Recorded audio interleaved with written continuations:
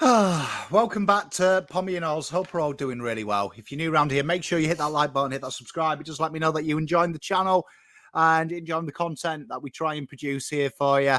Obviously, if you're here for the Carlton review. You're either a Carlton fan who's hurting, much like myself, or you're an opposition fan, probably with some popcorn and excited about it. That's good. Brings us together, doesn't it? If you want to become a member, we're doing a membership giveaway next week. So link is in the description to do that. And let's go through it. And I'm going to do this a little bit differently because, honestly, I'm at a low ebb. 26 points to Sydney with horrendous out Sydney. And if you don't have the basics, I don't think you have anything. For me. And before we get onto the complicated stuff, game plan, fucking application and shit like that, time and time again and throughout all of this year, really, the basics have been there. And when you've got people that the AFL would probably consider underqualified to talk about, things such as front and centre of contests, the protection level exiting D50 is banter at times. And considering we've got two players that rank top 20 for inside 50 tackles, it's absolutely abhorrent how you see how easy it is to move, because genuinely there's teams that have higher pressure ratings with one player in the top 20 because it's spread. And, you know, spread is a great way to describe this football club when it plays. In everything, the spread of work, the spread of decision-making, the spread at contest, the spread from D50, the spread of responsibility is a big one for me. And it's hard to know what you're seeing because for me, when you take away the tactics and stuff at this level and at any level, whatever you're doing, whether you're working at Coles, Macca's, or you're working at a massive law firm, there has to be a pride first and foremost before you even think about the work ethos, that you've got a bit of personal pride. And I define personal pride as you'll do the basics as a bare minimum. And you look at players giving up the chase, you look at players not willing to put their head over the ball. It really bastardizes what we are. And we feel like, I feel like we've had these problems ever since I've got here. It just somehow gets escalated when it's bad and glossed over when times are good. And it's a real tough watch. And everything we do as a football club is low percentage plays. Even on the field, everything is really safe. The wing kick, it's in the coach's manual, safe. Limited attacks to the corridor because it's safe. Really easy marks. All of our inside 50 marks, if you look, are always that 45.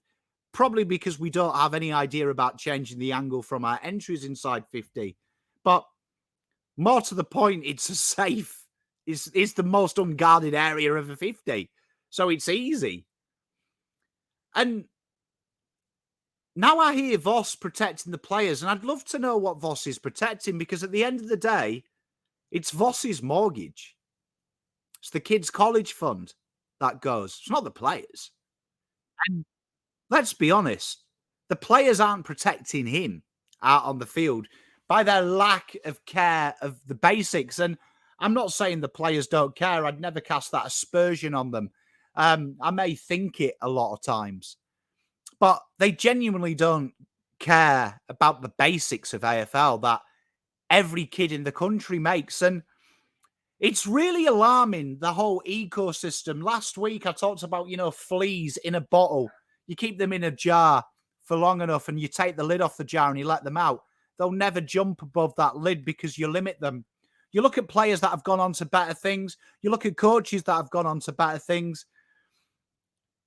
There is something that really contains this club. It thinks big. But you can't get to the big unless you do the basics and you iron them out. And at the moment, with the butt of the jokes again, I go on TikTok and people are making funny memes about Patrick Cripps saying the Blues are back. And I'm tired. And I hope the players are tired. Because I know you guys and girls are. I feel your pain. And that level of acceptability from the players is just woeful. And I want to know what Voss is defending. Because I wouldn't defend these players. And I try and remain positive. Try and give them some motivation. But there has to be a crux. And that is literally pissing on every one of us. And it's not even from a great height now. They're face to face. It's dangling right in front of you, just streaming yellow piss. And where do you go from here? I really call the players, the coaching staff, the board into account here. How much do you want it? You dangle the carrot of history, and that's all it is. It's a great story. But how much do you want it? When is that personal pride going to come out? And I'm not talking about playing for the monogram. I'm not talking about playing for us. Voss, Sayers, couldn't give a fuck about any of that. When are you going to play for yourselves? Is that how they go home at night? I'm sure they're hurting. But when you're in the crux of the battle, these rudimentary basics escape us. And fair play to Sydney. They're a well-drilled side, but the names out there, we shouldn't be chasing the game. And before you get on to the execution, I know David King, as usual, has said, Carlton fans need to calm down. They would have won if they kicked straight. It's causing them not to kick straight. Do you know what I mean? Like, I appreciate scoreboard pressure and nourishment. I'm not a moron. But how's that not addressed? Because it's not 1 week flash in the pan. This is a systematic approach. Over 100 inside 50s for 20, 40 odd points. 20 goals and 40 odd points. That's barbaric, and it's progressively getting worse. And we're kind of just going through the motions out there. And there has to be a point where the event horizon, where everyone puts their egos aside. Everyone puts their egos aside. Gets on the same page. Because I think I speak for everyone. I'm sick of it. I'm sick of it. In the grand scheme of things, last year was great to be in the 8 for so long. But in reality, it's not about the 8. It's about winning a flag. I am at the stage of this far along now that the 8 should be a formality. And it's not that the club deserves to be in finals. It belongs in finals. It's what we stand for. And I see a club and a team go out there, and I don't know what they stand for. And I can only speak for myself, but 90,000 people signing up, 25,000 people taking the flight there in today's current economic conditions. Make me a little bit hungry, that would. That would make me want to fucking perform. I know people say, think about the players, the feedback, but there has to be some kind of accountability, doesn't it? And to hear Whelan say that was the best first half he's seen us play this year. Vossi to say he thought it was good, the execution was bad. Let's be honest. Like, I can take it. I can take losing. I can take failing. I can take not doing well. As long as that there is a gradient for success and there is a belief system. And I feel so deflated at the moment because these little videos and the appearances I make on numerous shows, 90% of it is for you, but there's 10% of I do everything in my life, which really keeps me going because my best mate in the world is me. Is for me. It's my release. It's my escape. And to see that with so much little belief in what they're doing, and that is factual, I think we can all accept that, is painful to watch. I was crook as a dog last night, and I persevered with it because I am a proud human being that's proud of my place in this wonderful community. And I feel like I'm walking on the shoulders of giants.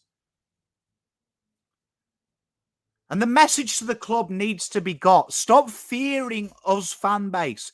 Yes, we can be emotive and irrational, but that comes from faith.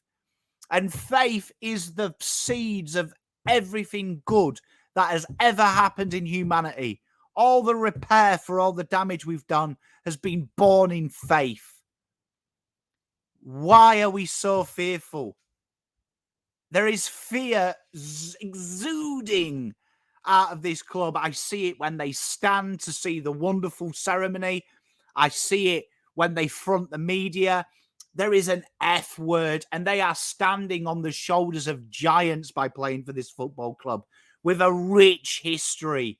They are propelled already into the inner psyche of the AFL.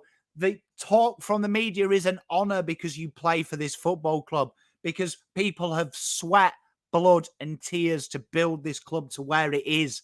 Even though the on-field is shit, it's still a brand name. So already, when I come and do these videos, I feel 6 foot taller than any YouTuber that isn't Carlton, because I've got forefathers and foremothers who have rose me up to the top.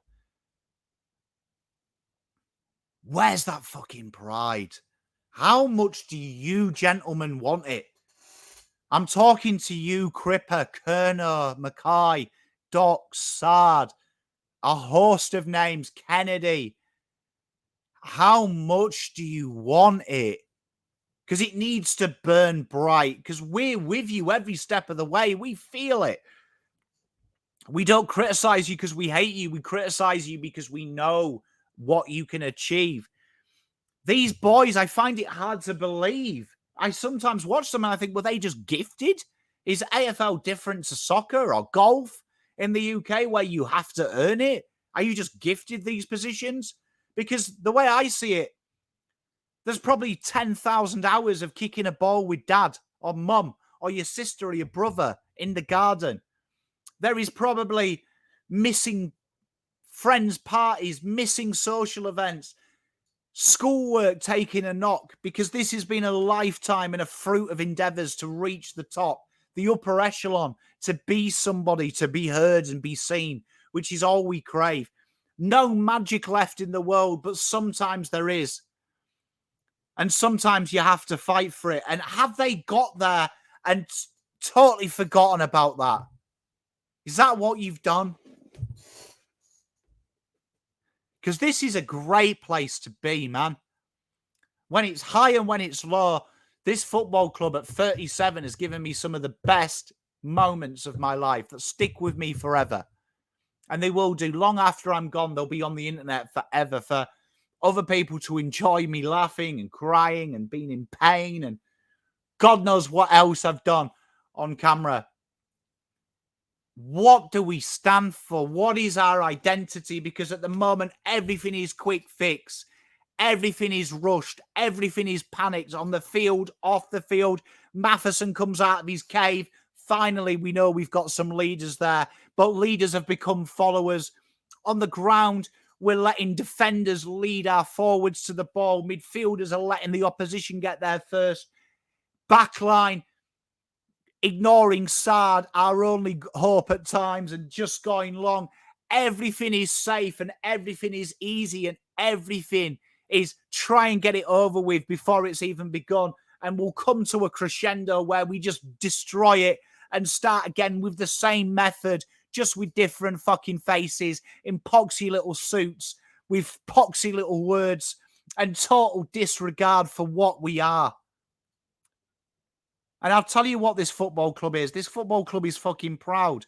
This football club has 90,000 people that only 5 years ago saw 2 fucking wins. We didn't have what Richmond had, flags. We didn't have what Collingwood had and fucking a brand new plan. We had one thing. Faith. Faith and love go hand in hand. Beautiful sisters of each other. And it just goes. It goes. But it's all right because we've made a bit of money. It's all right. The membership base is getting bigger. It's about the football, gentlemen. It's about the players. And the players, I think, have escaped the criticism. And now they're in a situation where they're all over. And it's little things that fuck me off, man.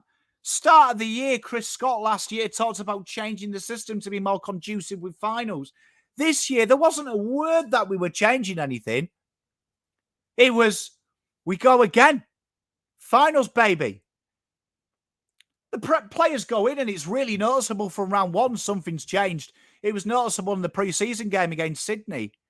It was addressed finally last week. Voss saying that the new system, more balanced. Everything we do is reactive and it's going to go the same way. I know how this is going. You know it's going to go. We're going to sack the coach at some point. Sayers will stand down because of what's going off field. He'll go a year early. Diesel will probably go. They'll bring in another token 95 because that appeals to our hearts, doesn't it? Because the club treat us with a contempt. Contempt. Because they see the feedback as us being negative and hating the club. They don't look at it in a real world and see it's because of pure fucking love. I feel lower than the GWS 2018 game. Because the GWS 2018 game, they were a baby side and they needed to take a hiding to learn. These boys are in the primes of their careers. I look at players leave. Stocker. You know, you remember my draft previews of Stocker. I really liked him. He's found a system and he feels safe. Satterfield, before his injuries, found a system where he's appreciated, he feels safe. You come to Carlton and you won't feel safe because pre-season could have taken a load of pressure off the players by saying new system is quite complex compared to the last one where we just played on heart and intensity and won the ball out the corridor. It's probably going to take 12 rounds for us to really cement. But long term, we see it as a really good fucking system. Whether you think the system's good or not, at least say it. Players went out round one expecting to be the 9th best side. At worst. And it's just heartbreaking to see. And we're going to get changes this week because of injuries. But where are them changes? And I see Nick Graham talk, and I agreed with Nick Graham about Dow. But I disagree with him because at least Nick Graham got token games. They're going to have to bring him in now, and I know what's going to happen, right? Maybe the Cripps injury is 1 or 2 weeks. Cherries might get a week because of that tackle on Hickey because the AFL doesn't understand physics. But you know what's going to happen? He's going to play next week against Melbourne. Arguably one of the strongest midfield outfits in the league. Have a 15, 18 touch game. Instantly jettisoned, and they've got the scapegoat. They've got the scapegoat, but they made the change. They brought him in. Everyone's appeased. How about stop appeasing us and letting us in a little bit? Everything we do is just ridiculous. I know the questions are vetted and the people that they ask at the AGMs because they know they're going to be moronic questions that mean nothing about the on-field because on-field is always the distraction. It's all right. It's okay. Great first half. Oh, it's all right. Cripper had a fucking day. Oh, execution's not good. Oh, if we kicked straight, we would have gone through. If we were good, we wouldn't fucking be here at 2023. Stop saying if. Let's start owning it as a team, as a company, as a fucking whole shebang. It's meant to be tough because it's elite sport. When you have elite in, by definition, that's at worst, if you're a moron, the best 10%. I count elite as the 1%. It's where I want to be. where I've got no one. It's what I strive for. Don't strive to be with a load of people. When I do something, I want to be in the best of the best. And when I fall short, I kick myself, I learn, I listen, and I go again. Round 11. People are saying the season's over. The way I see it, get some fucking balls. Get some fight. Fucking take what's ours. Not talk about it. Take. Go out there and fucking believe in yourself and execute the basics. If you have no respect for the basics, you ain't going to do anything special. And seeing players lag behind time and time again, not be at the fall of the ball, are problems this football club has had for years, because the impetus on just being okay is always focused on being brilliant. And there is a linear progression. You don't just go from being shit to being fantastic. It's hard work. And you know what? The big thing, these boys need to get through as a group. And when I'm saying boys, I'm saying coaches, I'm saying the whole shebang. Do you know what I mean? It's tough. Do you know what I mean? It isn't a linear defined road, success.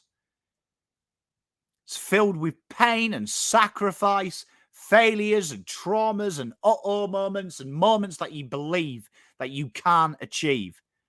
And it's all event horizon funneled into that one moment where for 5 seconds you sit back and go, fuck, I've done it. And then you have the hardest road once you've done that. And we're not even into that road. But then the harder road goes, fuck, I want to achieve it again. Do I go back through that dark road where there was peaks and troughs? Do I just fucking say, okay, I did it once? That's what they've got to do. Start finding what you want. And this week, I fucking hope that they just curb training, fuck training off this week. Have some serious conversations. Because I reckon if you got Sayers, Voss, Cook, Cripps into a room and said, what's the vision by round 24? You get 4 different answers. One of them, I'll let you guess who it is, will probably be, oh, fucking Barley looks ripper. One will be like, oh, fuck, probably fucking be doing a court case. One will be Go Cats. And the other one will be, fucking hope Hinkley's still got my number unblocked. Because at the moment, no, it's pulling against each other. It's like watching some twat do a Sudoku on the Titanic sinking. It's just rushed. A long way to go, because the basics have escaped them. The pride has escaped them. And now fans are going to escape them in droves. And you know what? Rightly so. Say what you want about the fan base. But, you know, to have passion, you have to have its ugly twin. It's how life works. Life is about yin and yang. So, of course, people are going to be fucking angry. Because people have faith and love. When your kids fuck up, you're angry. Not because you hate your kids. Because you expect better. Because you know they can do better. Because you believe. It's not something to be frowned upon. Something to embrace. E-word, gentlemen. Embrace it. It's going to be tough. Sign for a fucking big club. The expectation comes with that C. That's what it does.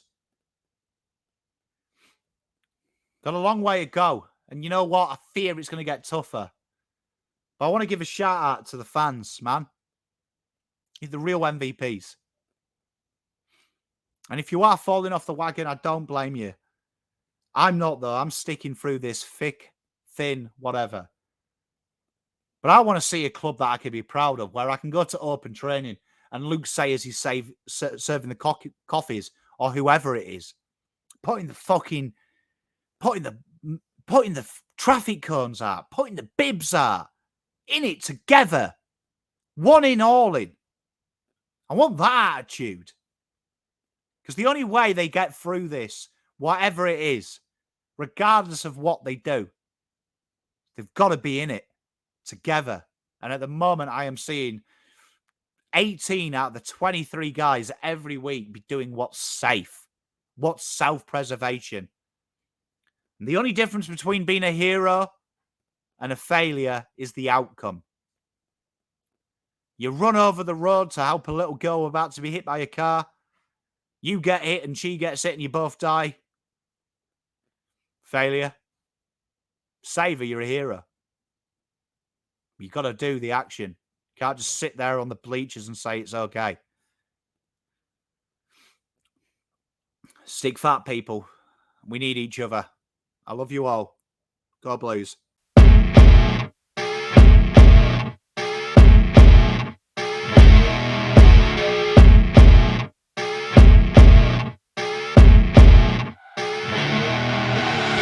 I see her rolling up, Uber black Cadillac, high heel boots and a sexy body full of tats. Baby's bad, oh baby's hella bad.